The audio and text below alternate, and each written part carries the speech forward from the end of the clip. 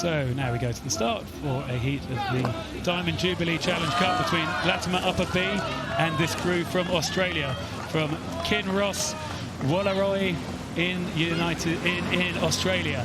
And the crew from Australia need to look after their steering now, as we see them getting away on the right of our picture, really tight to the island, really brave steering. But I think they should get away with that as long as they keep it going straight now. They don't want to go any further towards the island.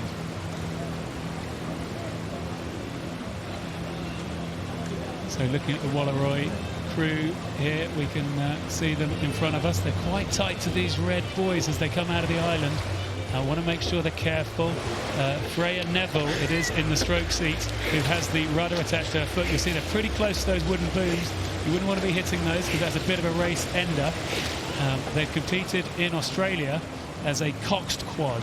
So when they've raced in Australia, they've been undefeated in the coxed quad. Now a different challenge. As we say, Freya Neville in that stroke seat has the rudder. As we pick the race up, coming through the halfway mark, the Forley mark, and the crew from Latymer Upper School B haven't really let the Australians get away here. Yeah, it's still very, very close.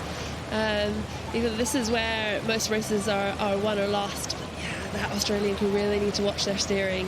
They are very close to that boom. Well, they're being incredibly compliant, being very good manners from the Australians, which is lovely to see that they've come over here to Great Britain and they're doing that. But they really are very tight on this left-hand side to the booms. They don't need to take that risk. I know their coach, Sarah Cook, who you will hear commentating later on this afternoon, will be sitting in that launch following, feeling very nervous with their crew this tight to the booms. And I think Latimer have been able to move back here through this middle phase of the race. And this looks like it's going to be a good one for us. Yeah, I think Latimer was almost pushing them to the booms. But I think they're stepping on now and through the middle here. This is where races are won and lost, and you need to dig deep and push on and show their fitness if they can edge on. Well, it's a classy crew from Latymer Upper School. This is one half of the Latimer Championship 8s, which finished 4th overall at the national schools. And so they've made a step on to say we need to get into a quad for Henley Royal Regatta. They also raced at the national schools in the Coxless 4, these 4 girls, and there they finished 4th. So now we see them up close and really sculling and moving pretty well. It looks really nice and efficient for this stage of the race, I think. Yeah, the girl at 2 there, just shouting, come on, we can do this, you know. Yeah, Selena Jones, that is, in the 2 seats, probably making the calls, saying these Australians have not slipped away. And I think this crew from Latymer Upper School may well have come back on terms, if not taken the lead through that period, coming past the Remenham Club, which is now disappearing, now in this quiet area before coming down towards the enclosures.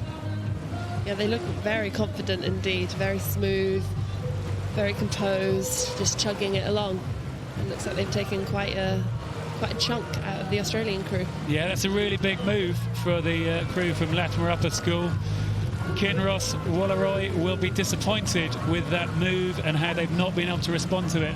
If they're going to do something, they really need to make it happen fast now, because they're coming down towards the enclosure. It's going to take another big step on if they're to respond to this concerted move from Latymer Upper School.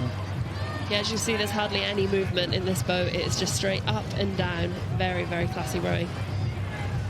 Yeah, absolute efficiency as we see the crews really moving together. There's a lot you can do to slow a quad down with obviously 2 blades for each sculler. So it's not just about applying the work, it's about being really clean, tidy around those finishes.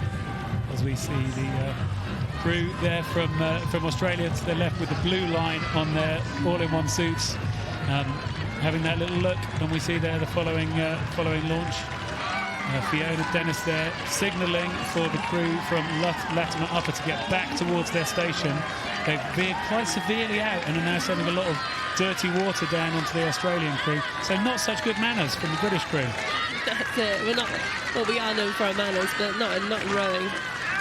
I've got to be honest, I think this crew from Latymer Upper needs to do more with the rudder than they have. For me, they're right in the middle of the course, and they haven't made much of an effort to actually get back on their own station.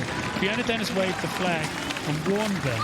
I don't know if she's put the flag up again, but they're pretty much in the centre of the course, whilst the crew from Australia tucked right up against the buoy line. Fiona Dennis must have been happy that they did enough. They're moving back towards their station now. We see them come across the line. And unless we see some sort of displeasure from the umpire, this is going to be a win for Latymer Upper School, as we see Kinross crossing the line there, disappointed having been undefeated in Australia. The white flag goes up in confirmation that is a win for the crew from Latymer Upper School B over Kinross Wolaroi from Australia.